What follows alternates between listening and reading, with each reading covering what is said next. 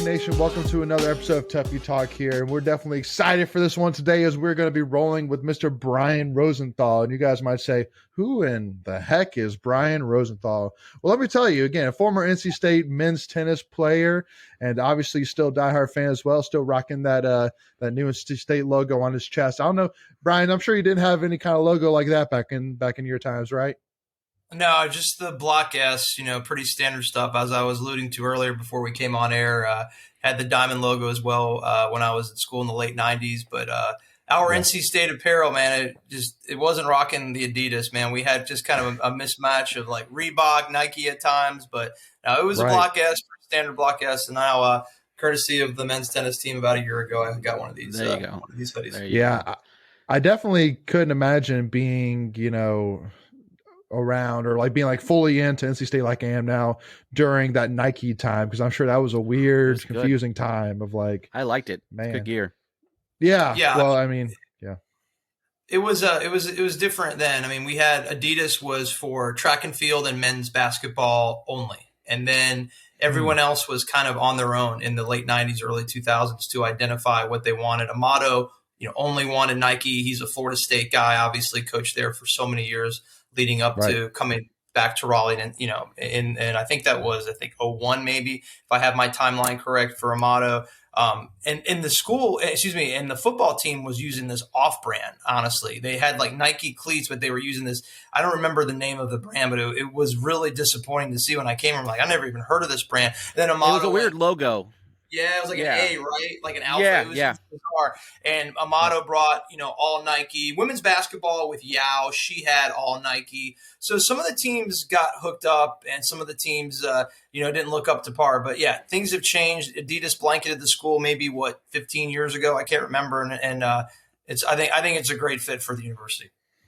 Yeah. No, for sure. Well, and especially, now, hearing, talks with, about Under Armour and them kind of getting on the struggle bus a little bit here. So, I mean, it really does sound like you're kind of, coming down to really two main, and I mean, Nike and Adidas. Now, some people say, well, what about Jordan? Well, okay, Jordan, Nike, whatever. So anyway,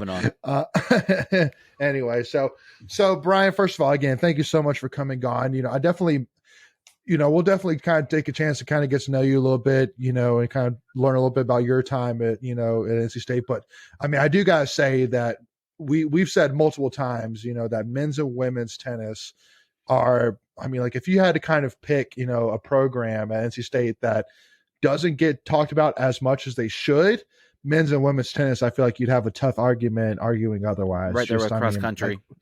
That or cross country. I'd agree with that too. But still, it's just like, because I feel like cross country kind of started to hit their stride like a couple years before, men's and women's tennis, because women's and men's tennis really kind of hit their stride just a couple years ago, really, where they started to really like kind of hit on the nationals for sure. So definitely look forward to using you to kind of finally shed some light on these programs that definitely deserve it. But, kind of, talk me through, Brian. So, kind of did a little bit of research on you and, know that, during your, youth years, you were, top 10 junior ranking, coming, during your younger years, and then came to NC State or a 3-time All ACC academic team. But, what kind of took you to state? What was the kind of the road like back then? Like, was it, was it still scholarship based? Like, were you considering other schools? Like, what was kind of that overall picture for you? Yeah, so the path to NC State definitely different than now. I mean, the international scene. I was talking to Greg, pre-show, a lot tougher now. We'll get into that. Much more competitive. The quality of tennis is a lot better now than it was when I played. But yeah, I mean, I wanted to play in the ACC. I'm from Florida, so the SEC back then was really competitive, really difficult to get into. I was top 10 in Florida, as you mentioned, top 50 in the country. So kind of like that in between, 4 or 5 star recruit. And if you're in that level, you're probably going to get a decent scholarship to an ACC school. So really had my eyes on Georgia Tech, Florida State, NC State. Those were like the top three. Then kind of navigating a little bit out of my path would be into the Big Ten, would be Wisconsin, and out in the Big 12 at the time, now in the Pac-12, Colorado. So I had a lot of choices. The most comfortable field was NC State. And I asked myself, like, my parents said, okay, where would you live after college? So you have to think about that. Like when you go to a school, when you go on a recruiting trip and you see the surrounding community of all these schools that you've been to, where would you want to live? And for me, it was so easy. It was Raleigh. I mean, I've lived in Raleigh, Durham now ever since I stepped foot on campus. I haven't left. I haven't, so it's one of those easy decisions. It's also feeling really comfortable about the teammates that you meet on the recruiting trip. The head coach at the time, had a really good rapport with him early on my recruiting trip, and, leading up to NC State, all the talks about, okay, scholarships, what can we offer you? There is a lot of negotiating, because in men's tennis, we are somewhat crippled by Title IX, and it's great, Title IX. I'm not going to get into the debate of that, but, we're on 4.5 scholarships, and you have probably, wow. There's about, I would say, 9 viable players, right? And there's probably a team back in the day would carry 11 guys. 9 guys would be in and out of the lineup, whether they're playing singles or doubles. So it was tough. I mean, if you got a 50% scholarship back in the day, that's really good. There are more routes to take to get scholarship money. Like, these teams are putting together packages for academics and this and that we didn't have. Right. We didn't have those paths. Like, they just said, okay, this is it. This is what we can do. We can offer you 47%, 52%, whatever it is. We don't care if you have a 4.0 GPA, unless you have another type of Rhodes scholarship that you can add on to it. I was certainly not a Rhodes scholar. No other scholarship offer on the academic side for me. So yeah, I mean, that was it. I loved it. I fell in love with Raleigh, North Carolina, the day I arrived on Midway Airlines, which is no longer in existence. Back in the day. Remember Midway? Yeah. So I landed in RDU, and ironically, the guy that picked me up at the airport was a senior, and he's a gentleman that I see nearly every week, because we both live in the same area. He owns a stringing business that's global, so he strings my rackets. It's pretty remarkable how it all is. 20 something years later, same people. Wow. So for me, when you were, going through the process, do you, like, when you named all those schools off, was it, more on the tennis side or the academic side, maybe a little bit of both, like just a little bit about that? And then my other question would be, when you were going through that process, were you kind of pitting the amount of scholarship based on, how much you could get, how much vice tuition? Like, how does all that go into play when you're trying to select? Because there's a lot of moving parts right there. There is, and certainly finances are huge, right? I mean, my parents definitely were looking at the combination of where you feel most comfortable with your education, and where we can do with scholarship money. So I got a large offer from Colorado, but I didn't feel comfortable going that far out west. I love the coach there. I still talk to the coach today. He's no longer in Colorado. He's actually a WTA Tour women's coach, Scott Davidoff, and nice. It's just, I think right? Like, and you meet with the academic coordinators, and you get some good vibes at some places, bad vibes at others. And when I walked into the NC State academic office, shout out to John Bong and Walter Little, all those guys that are no longer at the university, they made you feel really comfortable. You said, okay, what do you want to do? I want to do business management. And okay, well, here are the courses that you have to take. So on the flip side, you go to Georgia Tech, and I wasn't a great high school student. And, Georgia Tech has a very huge engineering department, as we do, but Georgia Tech at the time was vastly bigger, vastly more prominent. And their business school was still very difficult. And they made you feel like, okay, you better step it up on the academic side. And you're an 18-year-old kid, and that scares the living crap out of you. So academics played a huge factor, like where you felt most comfortable. Scholarship money, it played a factor, but most importantly was, where are you going to graduate with the best path to a good GPA, and where do you want to live? So those were the mitigating factors for me. Gotcha. So let me kind of, because I want to kind of start diving into this a little bit here. So I've seen, especially now that our women's tennis team specifically, men's too, but women specifically are really going after kind of the creme de la creme of recruits. Like we actually have one right now who I think is either an incoming freshman or is a freshman who's competing, in the WTA or whatever it is, basically competing. In the semi-pro league, whatever it is, kind of give me like, again, I know some tennis for sure. I mean, I know about Wimbledon for sure. Like, I can name you some of, the most famous tennis players, but kind of like talk to me about like, what is the journey? Like, and then kind of what kind of options are there right now for young tennis players who are, like getting recruited for college, but even too, who are even in college, can they compete in competitions like this, even while being at NC State or wherever? Yeah, so we'll start with Diana Schrader, who you just kind of were diving into, our new recruit, the Russian young lady who was on a massive stage just about 8 days ago. She was in the second round of the Australian Open playing Maria Sakkari, who's the number 6 player in the world, and beat her in the first set, lost the match. But she cruised through her first match. Still. And so, yeah, I mean, it was so close. she's top. Yeah, I mean, it was a great second round. Unbelievable. So as crazy as it sounds, she hasn't played a match for us yet. So, I mean, I hope that she does make the journey to Raleigh. So this would be, unprecedented times to see someone at her caliber on the men or women's side compete for NC State. I mean, she's going to be ranked top 100 on this planet. Top 100 in the planet. Like, that's insanity. I mean, for a girl at, and playing. She's 18, 19. She's 18. Yeah. I mean, so, Jeez. But being 18 and top 100 in the planet is kind of normal, as crazy as it sounds. But going to college is not. Right. So like the opportunities are there. Now, I can't speak for what sponsors are coming her way and what she can and cannot do. But what this shows is that Simon, the head coach at NC State, the women's tennis coach. His European pipeline is off the charts. He is finding somehow some of the greatest recruits from Europe over the last 3 or 4 years. I mean, it's amazing. And he's got some great Americans as well. Jada Daniel is a great example of an Auburn transfer who played the last 2 years for us, who was, I think, like ACC Female Athlete of the Year. I mean, that's uncharted waters, right, for any sport. I mean, NCAA, and she was half of the duo national champion. Yeah, I mean, right? With Nell. Yeah. I mean, Nell is a phenomenal player. I played some with Nell over Christmas break. She's incredible. Wow. I mean, the right, who won?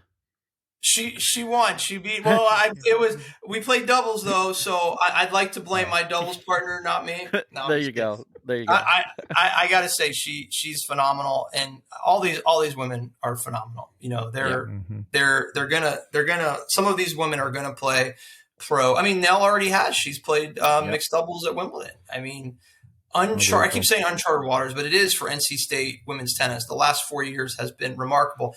And I think, we'll get into men, I'm sure too, but the men had a really great thing going, and they still do leading up to the 2020 COVID year.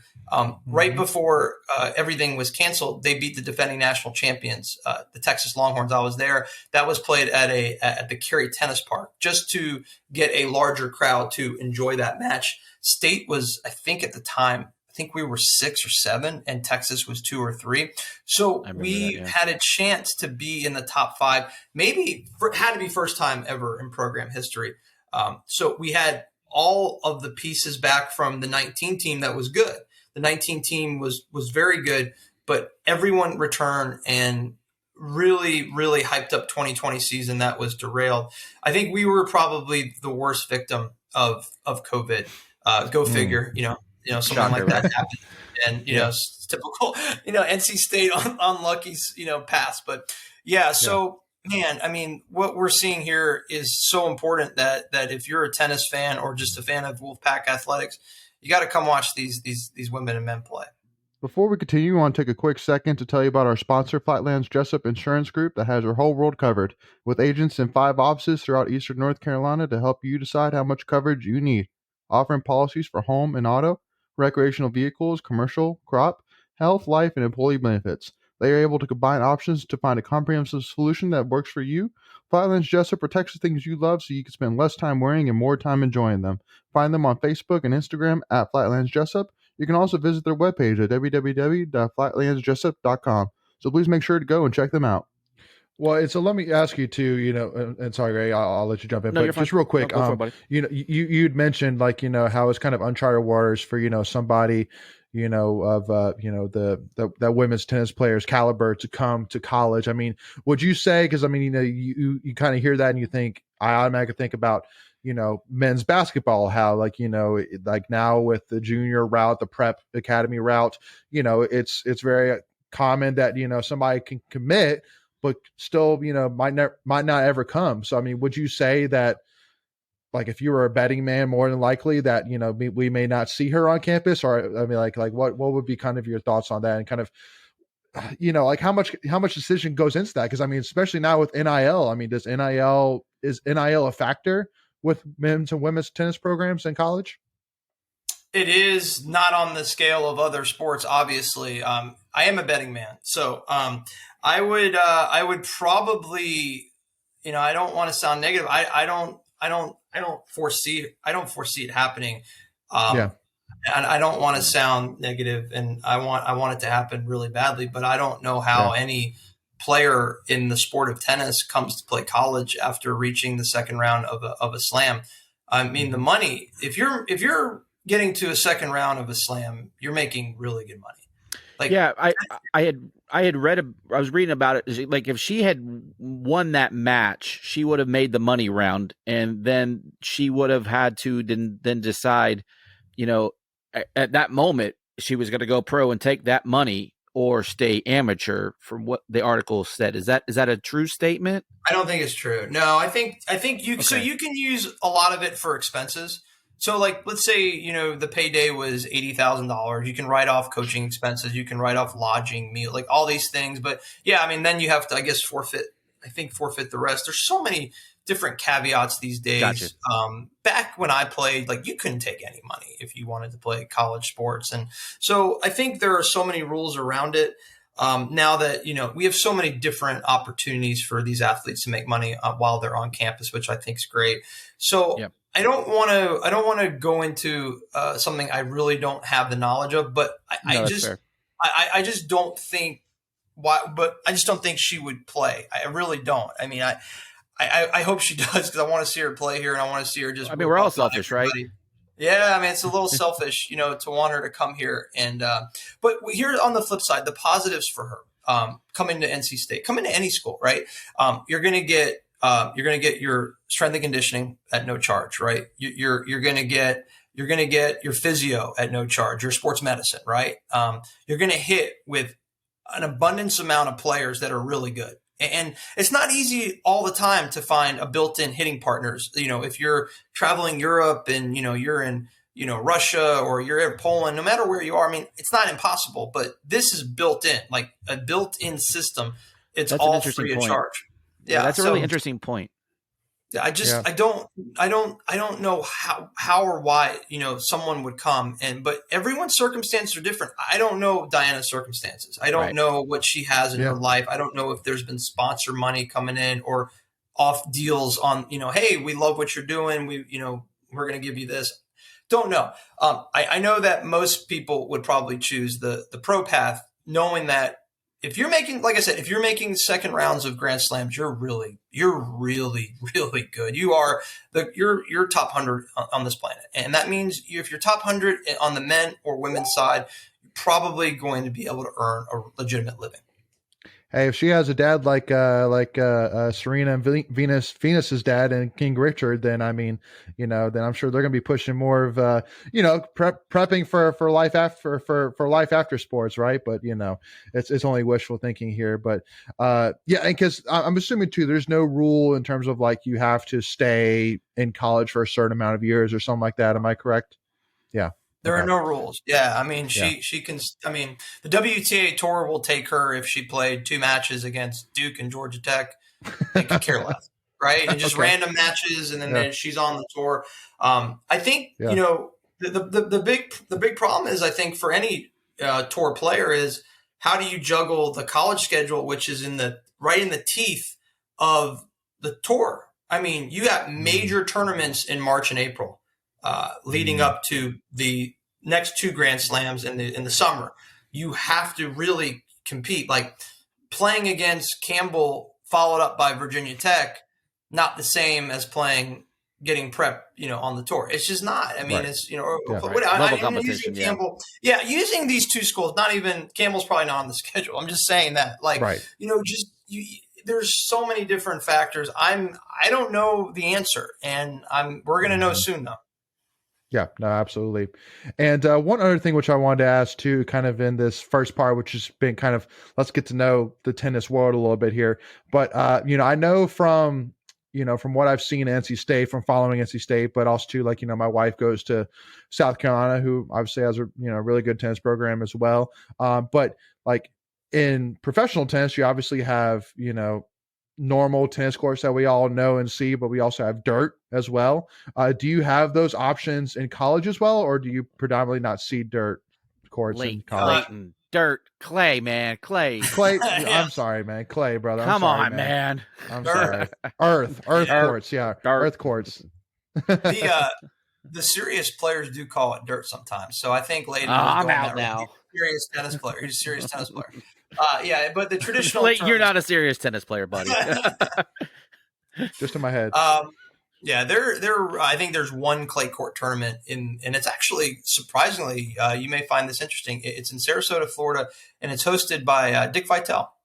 Dick Vitale is a huge tennis fan. He has 3 grandchildren playing at Duke. He's had his daughters play at Notre Dame, and at his country club in Sarasota, it's all, it's a major clay court event. So he's got his own country club. Well, no, he doesn't. It's where he's a member. It's where he's okay. I was like, whoa, all right now. So he hosts the event like at his house. The dinner before. He's a I've interviewed him in a podcast. He's a phenomenal guy, and he loves tennis. He loves tennis. So anyways, long story short, Layden, you want to play, if you're coming to play clay court tennis in college, then you're not in the right industry, because it's kind of like a one and done in November. I don't think there are many other clay court events. What about grass? Yeah. Anything in grass for college, or it's either clay or hard court? It's like 99% hard and 1% clay. Yeah. Gotcha. Okay, that makes sense. And so I do got to ask you though. So when you did interview Dick Vitale, how much did you talk about Jimmy V, or did you talk about not a lot? So I when I talked to Vitale, I talked to his guy that does all his handling, Howie Schwab. If you remember Stump the Schwab on ESPN, like 15 years ago, Howie's a great guy. Vitale made it very clear. He's like, just tennis. Like even Jimmy V, like, he knew I went to NC State, and it's like, when you bring on a guy like that, he's only talking college hoops to, obviously, on his network or much bigger outlets than me. So it's tennis. Stick to what you know. Stick to tennis. Get him excited. Talk about college tennis because, like I said, he's got 3 grandkids in college. He's got his 2 daughters that are Notre Dame alumni that are a few years older than me. So we didn't really bring up Jimmy V at all. And as crazy as it sounds, it just wasn't in my notes to do it. And I let it go. I understand. Yeah. Well, I'm sure it's probably still, it's, him and Coach K were both very, very close to him, which is why I always say, even though Duke is, always going to be, a rival for NC State for sure. And as much as, I want to beat Duke, I mean, I can never have anything but, respect for Coach K for how much, he did with Jimmy V, no matter how much people want to call him rat face. I'm like, hey, listen, he did a lot with Jimmy V, and I always got to appreciate it. And also, I mean, he's always been a huge proponent of the Jimmy V Foundation. Again, I mean, he literally gave away, 4 tickets for his final game at Duke, and basically to raise money for the Jimmy V Foundation. I think it was like $1 million. Yeah. It's crazy. So he's a very charitable guy. Have you guys ever been to Cameron to watch Duke play State? I haven't seen. Nope. Yeah. Okay, so that will change your perspective on if you're on the, like, do I like Duke? I mean, do I hate them? Do I dislike them? You will hate them more than you will hate Carolina. Like they are obnoxious to state alumni. I've been to about 3 or 4 games in my lifetime with State Duke, and it's bad. I mean, it's bad. And we've been leading at the half every time. And how many times did we win? Zip. Well, just that. Well, that. Yeah, I don't know for the games you're referencing, but I mean, we've only won there once in a long time, and that one doesn't even count anymore. We technically forfeited. That's okay. It, so. That's okay. Yeah. We'll forfeit all the few wins we had this season. Just want to throw that out. They're not the nicest people over in Durham when when they're chanting "Big High School" to NC State alumni and their players. So just want to throw that out. No, yeah, well, and I've it's definitely. It's funny. It was honestly something which I said, I'm honestly going to wait until Coach K retires to go, just because I mean, you knew that, with the glaring, thoughts of, okay, Jim, like Coach K could do a Roy Williams and just all of a sudden say, I'm retired, I'm done, walk away. So you knew every single game that he had Cameron Doyle was going to be like, shove people in and see how many can see it. So, but anyway, definitely a bucket list there. But so Brian, first of all, again, I think we'll kind of pause there because I definitely want to kind of start to talk about, Simon Ershaw, start talking a little bit more about Kyle Spencer, talk about men's here. So we'll kind of just take a pause right there. We'll pick it up in part 2 here. But first of all, for our followers here, Brian, how can you kind of mention that you would interviewed Dick Vitale and podcast? Is there a way that state fans can check out some of your content or follow you? What would be the best way to do that? Yeah, so on Twitter at Rosenthal Razor, that's a Twitter handle I developed for a company called Beer Life Sports. I've been podcasting for them for nearly 3 years.